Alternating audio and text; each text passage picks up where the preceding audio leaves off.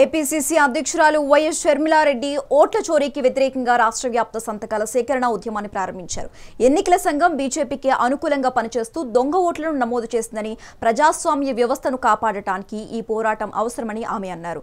దేశవ్యాప్తంగా రాహుల్ గాంధీ నాయకత్వంలో జరుగుతున్న ఈ ఉద్యమానికి మద్దతు ఇవ్వాలని ప్రజలను ఆమె కోరారు. కాపాడడం కోసం ఒక పోరాటం చేయాల్సిన అవసరం వచ్చింది.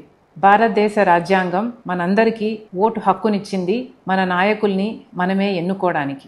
ఆ ఓటు హక్కుని కాపాడాల్సిన బాధ్యత ఎలక్షన్ కమిషన్ ఆఫ్ ఇండియాకి ఉంది.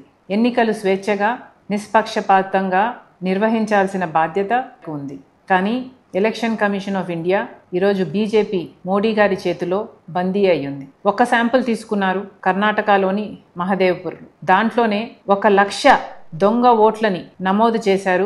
1,00,000 ఓట్లకి దొంగ పేర్లున్నాయి, దొంగ ఫోటోలున్నాయి, దొంగ అడ్రస్లున్నాయి. ఇలా ఓటు చోరీ చేయడమే కాక మహారాష్ట్రలో 5-6 గంటలకు మధ్యలో 60 లక్షల ఓట్లకు పైగా కొత్త ఓట్లు వేయటం జరిగింది. ఈ ఓట్లను ఎవరు వేశారు? సీసీటీవీ ఫుటేజ్ ఎక్కడుంది? ఈరోజు ఎలక్షన్ కమిషన్ ఆఫ్ ఇండియా కూడా బీజేపీ ఎలక్షన్ ఏజెంట్గా పనిచేస్తుంది. వీటి మీద పోరాటం చేయాల్సిన అవసరం ఉంది. అందుకే రాహుల్ గాంధీ గారి నాయకత్వంలో కాంగ్రెస్ పార్టీ ఈరోజు మన ప్రజాస్వామ్యాన్ని, మన రాజ్యాంగాన్ని కాపాడుకోవాల్సిన అవసరం ఉంది. కాబట్టి ఈ పోరాటాన్ని ఎత్తుకున్నాం. దీనికి మీ మద్దతు కూడా కావాలి, మీ సంతకం కూడా కావాలి. మాతో కలిసి పోరాటం చేయాలని, మన ప్రజాస్వామ్యాన్ని, మన రాజ్యాంగాన్ని కాపాడుకోవాలని మనస్ఫూర్తిగా ప్రార్థిస్తున్నాం.